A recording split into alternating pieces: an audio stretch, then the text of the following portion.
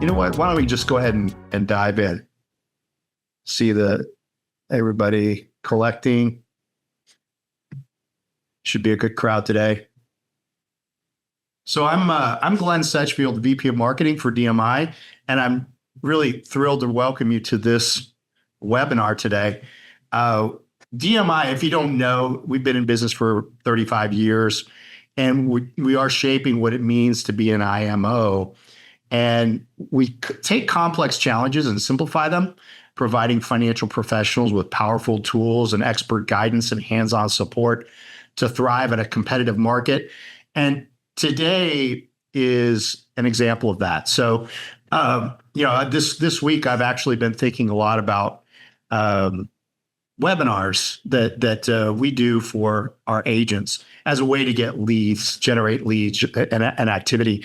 And I was just telling Eric and Tyrell before the presentation that, there's a lot of activity that's, pretty predictable as far as like registrations and attendance and bookings and, lead generation. But the number that's highly variable is on the agent. And that metric is the closing ratio that we see after they've received those leads.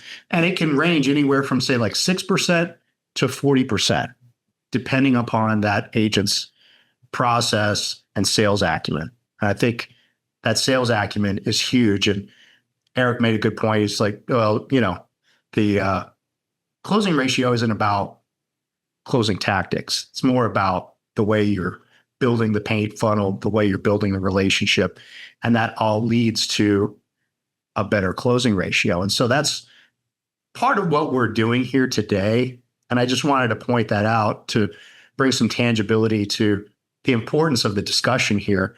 But again, I just want to mention that, I think it's really valuable that Eric is here with his expertise. I think of him as kind of a sales psychologist. He runs his company, Praxis Growth Strategies, and is an expert on Sandler sales techniques. But we've also today got Tyrell Jensen in the house. He's got 20 years selling annuities, 20 years of experience selling annuities and life insurance. And I wanted to get his thoughts too, as we set this up, on the importance of building those relationships and how that can lead to closing and making more deals. What do you think, Tyrell? Yeah, appreciate you letting me take a second and talk. As we were talking beforehand, before this started, I thought Eric made a great point, and I've seen that, and I was able to kind of think back over my career.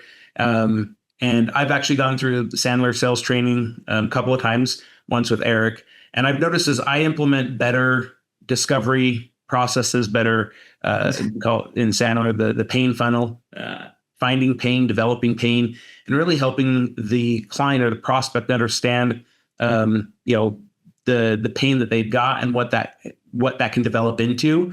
I found that the closing of business is much easier, and I don't necessarily have to close the client. It's not like a hard sale or a hard close. It really is kind of like the next step, and the clients, essentially almost close themselves, if you want to, put it that way. But it is a lot easier because as I've walked through that process with them, help them understand what their concerns and the pain is, and what that pain is costing them, what that pain might develop into if we don't solve the problem.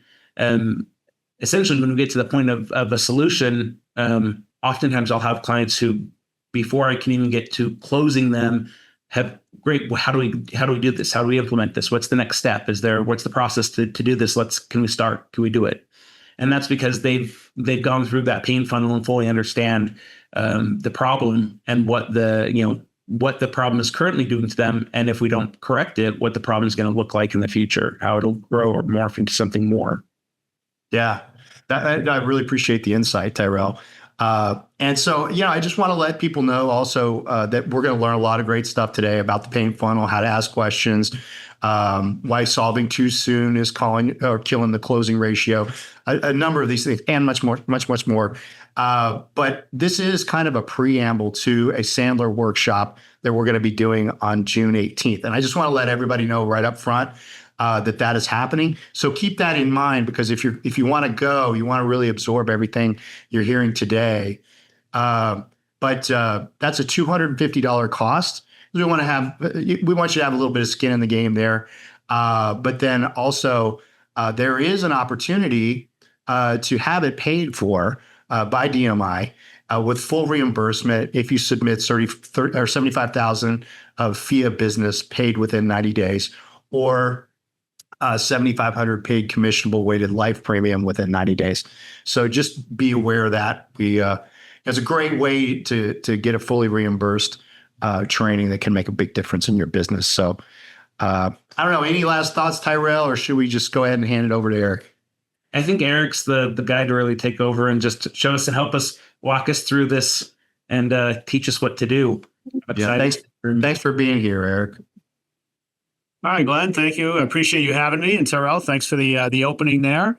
So welcome, everyone. I appreciate you guys taking the time to tune in. I know that, taking 45 minutes out of your day to sit down and focus on something, when you're in a productive environment and required to kind of drive in new business and engage with clients and keep folks happy, it's a big commitment. So my goal is to give you as much value as I can today in these 45 minutes. And we're going to talk about getting clients' commitment to change.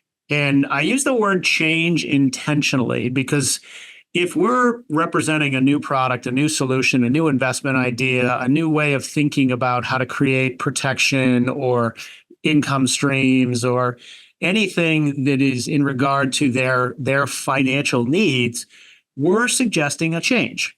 It's a change from what they're currently doing. It's a change from what they've done in the past. It's perhaps a new way of thinking about something. It's to maybe they've changed in terms of their stage of life or where they are. So getting people to change is sometimes a difficult thing. So I'm gonna go ahead and share some content with you as I talk through this. This is a webinar where we're going to introduce some concepts to you. And Glenn mentioned the workshop that we're going to do on the heels of this in a couple of weeks. The goal of the workshop is to take what you learn in the webinar and make it your own. And when I train our clients, I've been in the Sandler business as a professional sales trainer for a little over 11 years and worked with a wide variety of different types of clients throughout those times. And in many cases, I've worked with a lot of professional advisors, whether that's in the financial space, the insurance space, the engineering space. Anytime that I'm working with professionals, right, we want to try to give them ways to have better conversations. So what I'm going to suggest to you today is what I would consider to be a bit of sheet music. So if any of you play instruments or, you have a musical tone to you, when you get handed sheet music, it's a suggested way to play a tune, right? And you can take it very literally and play it exactly as it's written. Or maybe you could play with a different instrument and in a different key or at a different pace and a different speed, right? It's how things like rock ballads become orchestra tunes, right? You're taking the same tunes and converting them into something that's specific to you. And, what we're going to talk about here today are ways to think about changing the conversation that you're having with your clients, your prospects, or folks that you're suggesting make changes. Okay. And it is sheet music. I saw a Q&A come in here saying, did you just say pain funnel? I'm turned off. And I get that, right? These are tactics. What we are talking about are tactics. But tactics, when delivered the wrong way, become disingenuous. When tactics are integrated into what we do and looking at it from the lens of, right, how do I discovered a problem. How do I really develop that problem and understand the depth of it and find out, frankly, how committed is my client or prospect to making a change because of that problem. Right? And the pain funnel is simply a tactic to take an intellectually based problem and turn it into an understanding of, is this something that's truly a priority for them or not?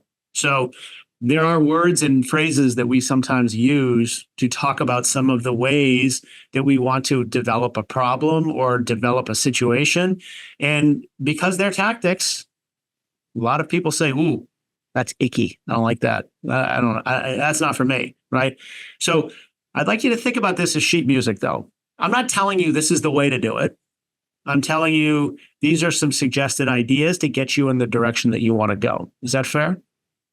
But I know I'm asking many who can't respond. So let's talk about ways that I can get you a little bit more engaged. So I'm sharing with you my screen. You should all be able to see this at this point. And you'll notice on here, there's a QR code. And I am also going to put a link in the chat that will allow you to join our interactive slides. And what we're trying to do with the interactive slides is basically be able to bring you into the conversation. So we will use these slides for some polling. We will use it for you to give us, oops, and I'm realizing I just shared that with the hosts and not everyone else. So let's try that again. There we go. Everybody should have that now. If you scan that QR code or click the link that I just put in the chat, you will join our slides. And I see 10 of you have figured out how to do that. And I see one of you has given me a thumbs up. Thank you for that. I'm a trainer with a high need for approval. I like to know people are paying attention. There we go. Keep those coming. Good. Okay. So this is purely a way for us to kind of bring you into the conversation, right? It's on a webinar type forum. We can't necessarily talk with you directly. So this is our way of kind of keeping you engaged throughout. When we do the webinar in the next phase, it will not be webinar format. I want to be able to see all of you. I want to be able to have your faces on camera. And it will be truly a workshop where you are creating your own sheet music, right? So that is the goal of the next piece. So as we're doing this, let's put these slides to the test. So I want to learn a little bit about you guys and who my audience is today. So what stage are you in your career? I look at it, the emerging building business. Maybe you've been in the business for 3 to 5 years and you're starting to really build your practice. Maybe you just acquired a practice and you're trying to build it, developing and growing, right? You've got a consistent book of business but you're still trying to expand from that, maybe do a lot of referral related stuff. Rainmaking, meaning your primary job is to go bring in big fish and get, large deals done. And then, managing retaining is, you're happy with the client base that you have. You're not necessarily looking to grow it. You want to keep it. And you want to make sure that they don't wander off on you. And then transitioning might be, you're looking to move on to the next chapter, into the next stage. So I see there's about 22 of you on the slides, but there's close to 50 of you on our webinar here today. So if you'd like to join the party, you can do that one of two ways. Scan the QR code with your phone, easiest way to do it, because it'll give you both access to the slides that we're using right on your phone in front of you, which is my nice way of distracting you from actually paying attention to your phone. Or you can click the link that I just put in the chat, and that will give you get directly on your desktop if you're in that space. And I'll put that QR code up there. All right. So looks like we've got a fairly good sized group here of kind of growing and developing, some rainmakers. So we've got a pretty good spread here in terms of where everybody is from a stage perspective. And obviously how you use this content will probably change a little bit depending on where you are in your journey per se. So now that everybody's got the hang of the slides, let me ask another question. Let me start here. When people decide to make a change, perhaps of their advisors, they're going to work with somebody new. Why do they do that? So this is a word cloud. And what this will allow you to do is put in a few words about why you think people change advisors, right? What is it about the advisor that, okay, so complacent. I don't know whether that means the people are complacent or the advisor is complacent. I suppose it could be either one, right? But why do people change advisors? Okay, maybe there's trust, not enough communication. Advisor gets complacent, right? They're bored. They're looking for something new, exciting, different strategy, perhaps. Okay, unsatisfied with service, performance. Okay, not addressing real needs. Okay, they want more connection. Okay, there's some good stuff popping in here. And all of these are very much valid reasons why somebody would make a change, right? Okay, so not enough service, greater attention, better options, expertise, complacency, want more connection, holistic planning, overpromised, underdelivered. Yeah. Okay. And then I still see a bunch of these floating in here. All right, so Laga, I see right in the middle, which is the one that tends to come up the most, is trust, right? And at the core of building trust, typically, lies communication. At the end of the day, the number one reason that people leave the advisor that they're currently working with is there's a communication problem. There's not clarity on what they want, why they want it, what they need, what they think they need, what they don't know they need, or there's not an attentiveness into that communication where they feel like they're being heard and what they're getting is in response to what they need, right? There's a lot of different ways to slice the communication pie, right? But at the end of the day, when people make a change, it's largely because they are not being communicated with effectively, okay? And that means, to a degree, we have to very much think about, what are we talking about? We're talking about the things that matter to them, right?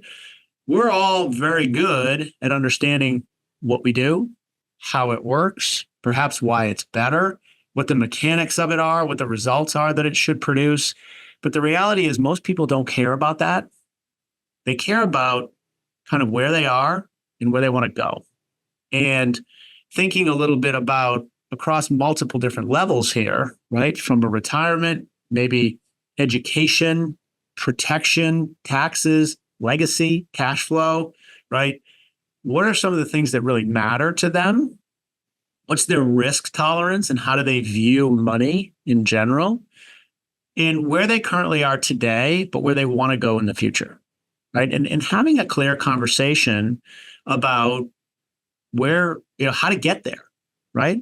Having a clear conversation about how to get there. So this starts a little bit with, why do we think they should invest with us? So this is another word cloud. And for those of you who do want to join the party but haven't been able to yet, I'll bring that QR code back up. But put a few things in here about why someone should invest with you or your firm. Why should someone invest with you or your firm? And if you don't want to scan your phone there, you can hit that link that's in the chat and you can join in that way. Okay. Innovative, attentive, legendary service. Okay, good. Oh, who doesn't want to work with a legend? Okay. Knowledge, planning, we're the best. Like that. Got to have confidence. If you don't have confidence, well, okay. We take care of you, caring, okay, in their best interest. Experience, personalized service. Okay. So there's some good news and some bad news in here. Most people want the bad news first, so I'm just going to go off that assumption. So if the bad news was you're no longer going to be with your current firm and you're moving somewhere else, you're going to go hang a different shingle out with a different name on it, perhaps, or you're going to transition into, a slightly different type of business, but still selling into the same marketplace. The question I would have is, how much of this stuff would change based on your new shingle or based on your new focus? And I think the really hard question to answer here is, how does this help you differentiate at all? Do you think that all of your competitors that you're possibly trying to retain your clients from taking, or people that you're trying to woo to come do business with you, do you think that their sales pitch sounds anything like, well, you know what? We're not the most trustworthy bunch. We've only been in this game for a little while. We don't really know holistically how our products work. And at the end of the day, we have a subset of services that we think are the best. And we're not really sure if they're going to be a fit for you or not, but I'm just hoping you like me enough to do business with me. The reality is you're probably not going to set pitch like that. They are likely to leverage a lot of the things that you have on this screen. So the tough question I ask here is, if we layer over a couple more words in here,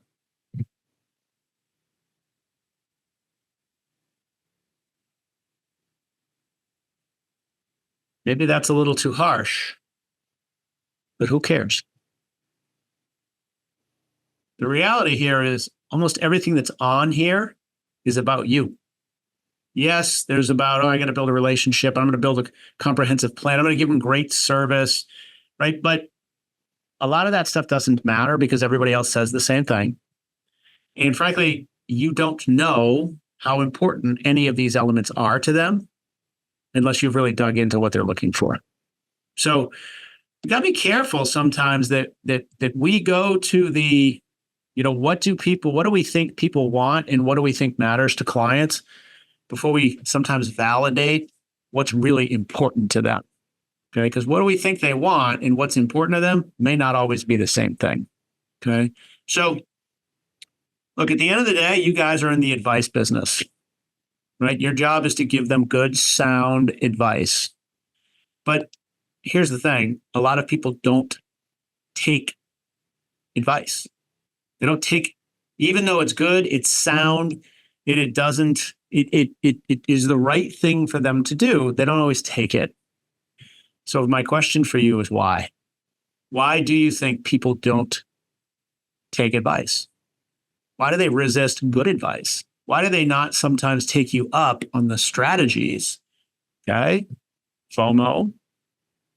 Okay. Maybe it's fear of missing out on something else, perhaps. Okay. They don't feel heard. Okay. They didn't want an answer. They just wanted to be listened to, maybe. Okay. It's change, right? And maybe the trust level's not there. Okay. So there's a lot of reasons why people don't take your advice, right? It's hard to make change, right? There's not enough pain to make a change, right? Maybe they don't fully understand it, right? It's been thoroughly explained, but maybe not in a way that they could connect to it, right? Or they don't believe you, right? That's the essence of trust, right? There's fear, okay? They have their own ideas of what they think is the right thing to do. There's a discomfort in it, okay? So there's a lot of reasons why people aren't going to take your advice, right? So your job is to think a little bit about that, right? Because psychologically, and maybe this is why I think Glenn referred me to a sales psychologist. Others just sometimes refer to me as a sales psycho, but either way. So the point being here is there's a lot of reasons why people don't make changes, right? Sometimes it's cognitive dissonance, right?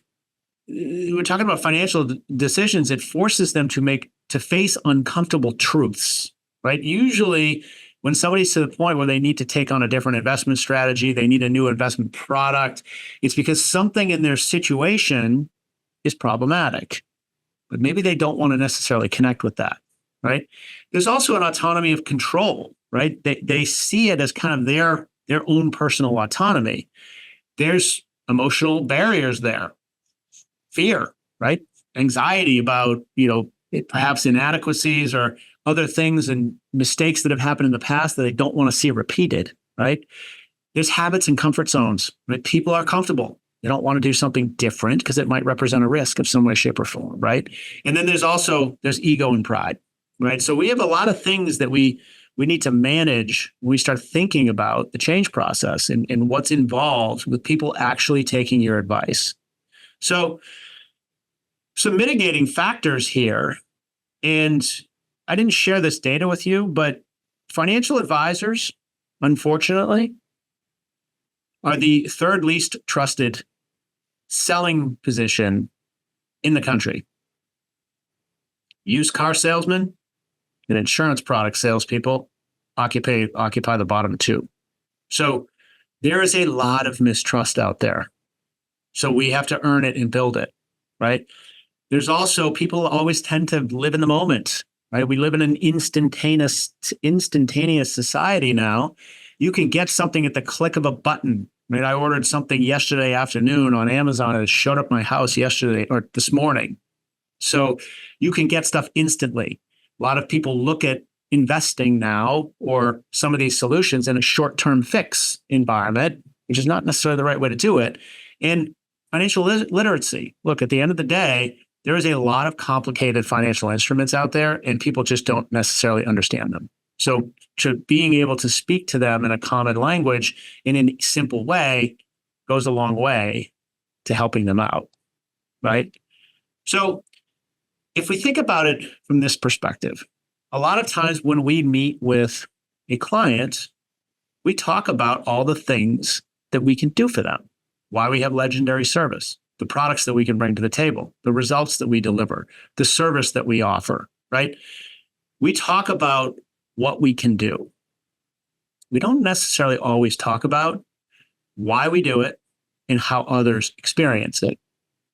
So what we're going to do now is transition a little bit to talk a little bit about some tactics to have a better dialogue, some tactics to have a better conversation so you can truly find out what is important to this client, right? And a lot of it kind of starts with, let me talk to you a little bit about why people come to us in the first place, and then ultimately why they continue to do business with us, right? It probably relates to all of those things that you put on the slide earlier when I said, why should somebody do business with you? But it's framed a little bit differently, right? You're not talking about what it is. You're talking about it in the sense of what we do for others, right? And a lot of that means, right, it's not about what you do.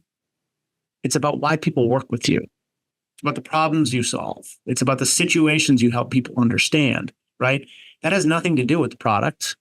And it has nothing to do with how you manage your practice. It has everything to do with what do they care about. So we start talking with folks, thinking a little bit about, okay, where do they want to go, right? When we meet with people, we want to understand where they see themselves in the future. Most people have issues or questions with fill in the blank, planning for retirement, ensuring that they have a steady stream of income in the future, ensuring that they have the assets necessary to fund their child's education, ensuring that. So you can fill in the blanks there, right? What are the big issues you help them solve for? They're worried about a tax burden that's too high for them to have the lifestyle that they're looking for. You have the freedom to insert questions there that are issue-based that you can help people solve for, right? Your goal is to find out what do they care about, right? And then you bring it to current state. Once we get a clear understanding of what those issues are and where we want to be in the future, we can spend our time understanding the current situation, right? Where are we today? If that's where we want to go, what does today look like, right? And then we can figure out what's the gap? What tools do we need to fill in that gap, right? Because the reality is that's a lot of how your potential clients or your current clients are looking at things, okay? I don't really know where my situation is today. I need somebody to help me understand that because this is my vision of the future, and I don't know if I'm going to get there or not, right?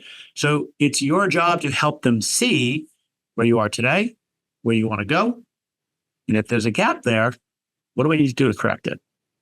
What does that look like? Okay. Now, this is part of the equation. You have to find the gap. We have to make sure that they understand that, yes, that gap is real. But then we have to go in and figure out, well, how important is it for them to close that gap? Because when we think about change, people have to have a motivation to make change, right? in the preamble to this, Terrell and I were talking about, he broke his arm and he went into the emergency room. He's got a broken arm. They're going to set it and they're going to fix it. It's painful and he can't wait to have that get done. So that's one level of pain, but that pain requires immediate fix. I look at pain in a slightly different sense. If you go and you've got a chronic knee pain and you go into an orthopedic surgeon to get evaluated, they may tell you, oh, you've got a partially torn ACL. And in order for us to get you back to 100%, we're going to have to do a replacement, a tear repair, and it's going to be a 12 to 18 month recovery process once we do the surgery. Now, you're in pain. The question is, do you want to go through that work effort, go on to the sidelines and not be able to do what you want to do for 12 to 18 months while you rehab this? That's a different kind of pain. It's an optional choice to do something different. And you're only going to take on that challenge if that pain is enough for you to be motivated to get surgery, do the rehab, to get back to the place that you want to get to. Otherwise, you'll just continue to live with the pain, right? So when we talk about pain in the pain funnel, to address the question raised earlier, it's getting people to find out, okay, yeah, I've identified a problem. My knee hurts. But the gap between what I need to do to fix it to get me where I want to be, pain-free and functioning at the same level I am now, there's a journey that's hard in between there. Are they going to be willing to take that journey? Are they going to be motivated to stick with it? Right? So your job is to discover, what's the gap? Is the gap important enough to close? And are they willing and able to do what it takes to close it? That means change behavior, change choices, change how they invest, change strategies that they use, right? If the pain doesn't equate to enough value for the solution, they won't do it. Okay, so we have to figure out, right, discovery. So when I think about discovery, when you meet with a client, potentially a new client, what do you want to discover? In those conversations, what do you want to discover? So go ahead and throw that into the word cloud here. What do you want to discover?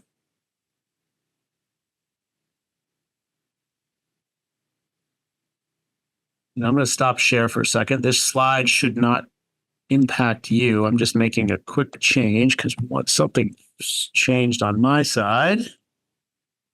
I just need to adjust it so it goes back to what I had before. But I can still see answers coming in. So the good news is, even though I'm not sharing with you at the moment, you still should all be able to see on your phones or whatever device you're using.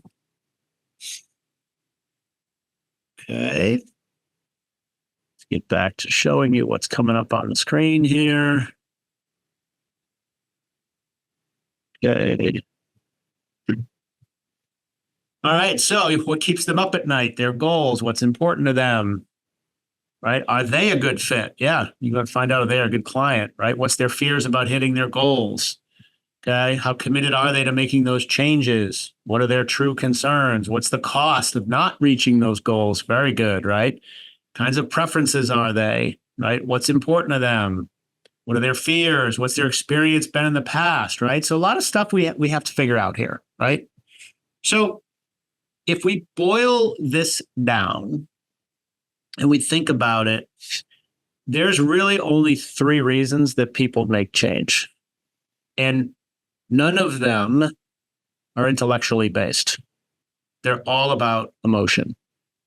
What's making us mad? What's making us sad? What's making us worried? What's making us fearful of something, right? What gets us excited when we get that opportunity in our hands? We chase those emotions, either trying to run away from them or trying to pull them closer to us. And emotion is what we chase when we make decisions. And then we simply justify those emotions or that emotional fulfillment with intellect. And too many times when we talk about what our product is and how it works and what it does and the results it will produce, these are all intellectual, right? we have to get down to, well, what are they trying to accomplish here? Right? So most people, they're investing because they want to have something. Maybe it's a larger nest egg. Maybe it's an asset. Maybe it's a house, right? Maybe it's a legacy, right? They want to have something, right? They want to know something. They want to know they're secure. They want to know they're protected. They want to know that, in the future, they'll have what they need, right? They want to be able to do something, right? They want to gift things to somebody. They want to be able to travel and see things that they couldn't otherwise, or maybe they want to be known for something. They want to leave a legacy behind, right? These are emotionally compelling reasons that people want to invest, right? So we've got to figure out and connect to what those emotions look like. And psychology tells us that there's 4 major emotions that drive behavior and activity. One is pain. It hurts, and I need to make it stop. It hurts now, and it needs to go away. The other is pain in the future. If I don't do something about this, in the future, I'm going to be in pain. And then there's gain. Gain now, immediate. There's an immediate windfall as part of this. Or in the future, I'll be able to get to something, have something that I don't have today that I really want, right? So here's my question for you. What provides the highest level of motivation to make change? Is it pain now? Is it pain in the future, better known as fear? Or is it gain now or potential gain in the future? Which one is it? Which one is it?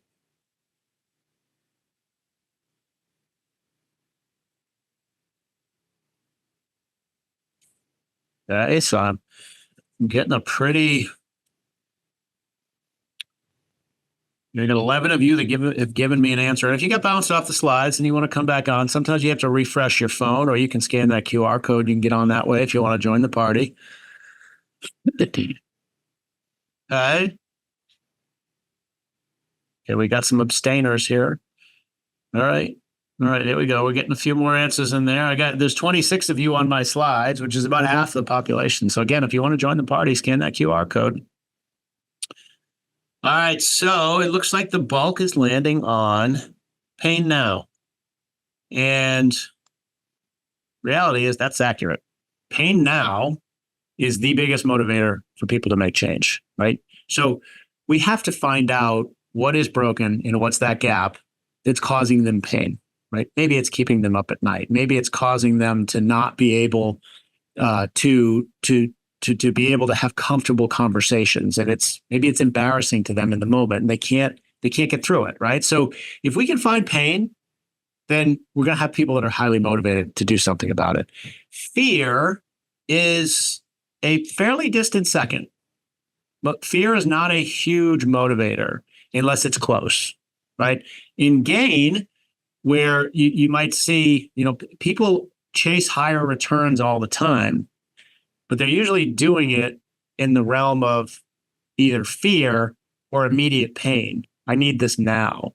It's less to do with the actual seek pleasure of having it, right? So seek pleasure is actually a very distant third when it comes to motivation. But the reality is people are not going to change unless we find their motivation to do it. And this kind of gets into the analogy that I made earlier, which is surrounding, are we being like a good medical practitioner, right? If you are going to suggest a surgical solution for somebody, you've got to be very clear-eyed with them about what's necessary, what's going to be involved with going through the process, and figuring out, are they going to do what's necessary to get the cure they're looking for, okay? Good doctors are very good at fully understanding and explaining the solution to create people to have motivation to do something about it, right? But a lot of that starts with, why do we want to get fixed? Why do we want to go in and correct this problem, right? Because oftentimes we talk on this level. People are thinking about making portfolio changes. They're not sure if they should or not. They're wondering about certain things. That is all intellectual, right? we need to get people that are thinking more around, I'm concerned, I'm alarmed, I'm worried, I'm frustrated, I'm confused about things. Those are emotions. The sooner we get to emotion, the higher the level of commitment we have from people. Okay. So things like, we're looking at starting a college plan for our future, right? I'm spending more money than I should be, wondering if our assets will be adequate for us in retirement. That's not necessarily the real problem. That's the intellectual version of their problem. So this is where the pain funnel comes in. And what the pain funnel is nothing more than a series of questions that help you take those intellectual statements and find out if this is emotionally compelling enough for them to do something about it. Starts with a couple simple ones. Okay, you're looking at starting a college savings plan for our kids. Great. Tell me more about that. Give me an example of what you're thinking, right? Get their perspective. Find out what their thought process is. They might say something like, well, I don't really know even how to get started. Okay. Well, then let's go to the next level. Okay, how long have you been thinking about it? What have you done to try to understand? What have you done to try to solve for that solution already? Give you a sense of, is this an immediate problem? And what are we doing to try to fix it already if they're already working on something? Because the last thing you want to do is present them a solution that they've already tried. Perhaps it didn't work, right? And then we start to get into, well, what do we feel will happen if they leave it alone? Right? This gets into opportunity cost. This gets into immediate cost of problem. And then getting into that, well, how is this affecting you personally? And this is where you start to see emotional things come up, right? So I need to start saving better because I'm in debt and I'm embarrassed that I can't go out with my friends. That is an emotional reason to cause a problem, to fix the problem. Right? I feel overwhelmed by all the choices that I have and I don't know what to do at this point and I'm immobilized. Okay. That's fear. I'm stuck. I need someone to help me get unstuck. And it's critical that I do that. We're worried about our retirement income that won't support our lifestyle. Those are emotional statements that indicate a high level of problem to be solved.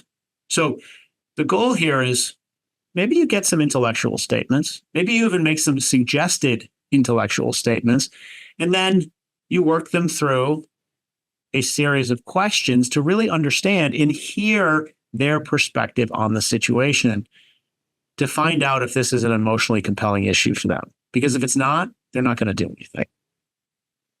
Then your goal is, we got to summarize what you heard, validate you got it right, find out how important it is for them to correct it, and then test how committed they might be to looking at a fix, right? At that point, you may have somebody who is motivated to do something, but along the way, they may not be. They may bail out, right? So the goal of finding motivation, a lot of it has to do with being suggestive, suggesting potential problems, developing those problems before we start framing out solutions.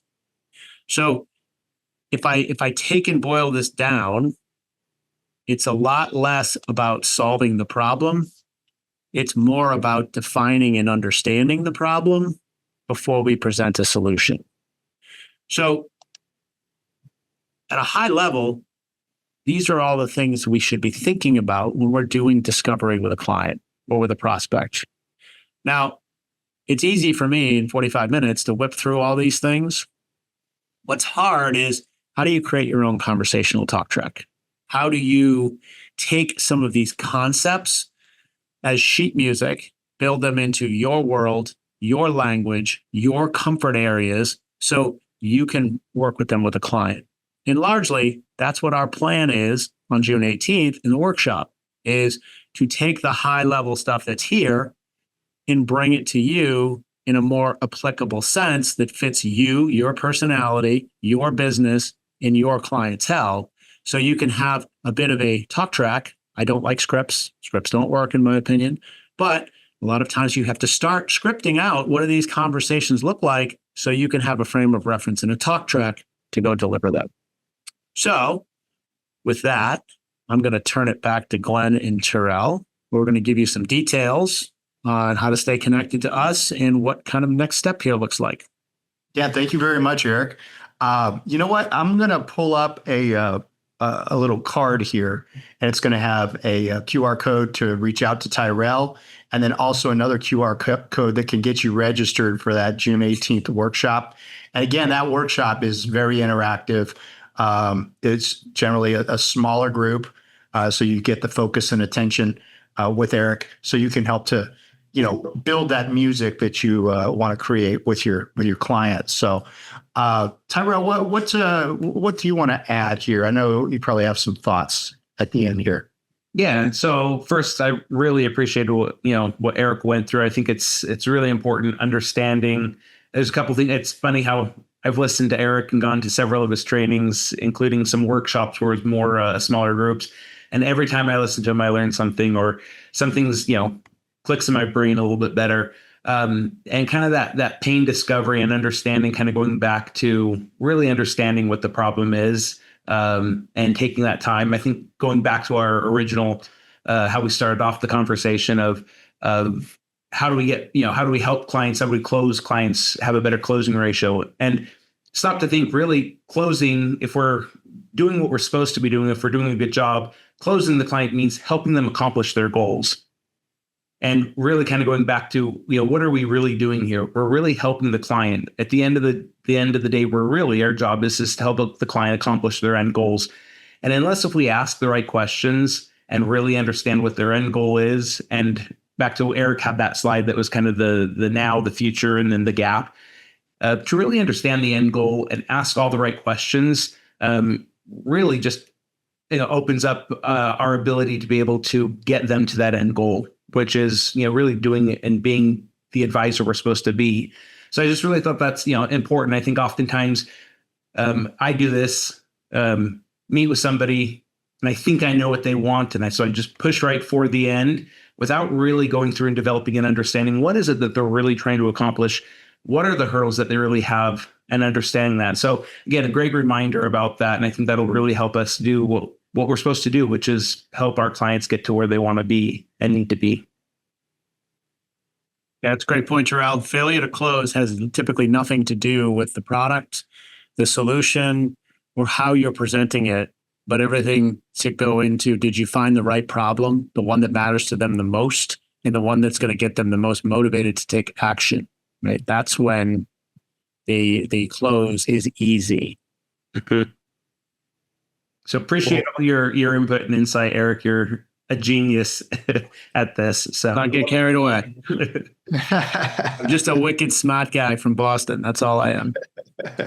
Well, you still are the sales psychologist in my mind. You're not psycho too, I have to add. So, but really appreciate it, Eric and Tyrell and Maureen too, and everybody that attended today. Hope you got something out of this. But if you really want to take it to the next level, join that workshop on June 18th. Scan that code right there, or reach out to Tyrell. His email is tjensen@dmi.com, or just scan that code. You'll get all of his contact information. You could call him today if you like, with any questions. But look forward to seeing you at the workshop on the 18th. But thank you very much again, and have a great rest of your Thursday. Y'all take care. Yeah, cheers all. Thank you. Bye, guys.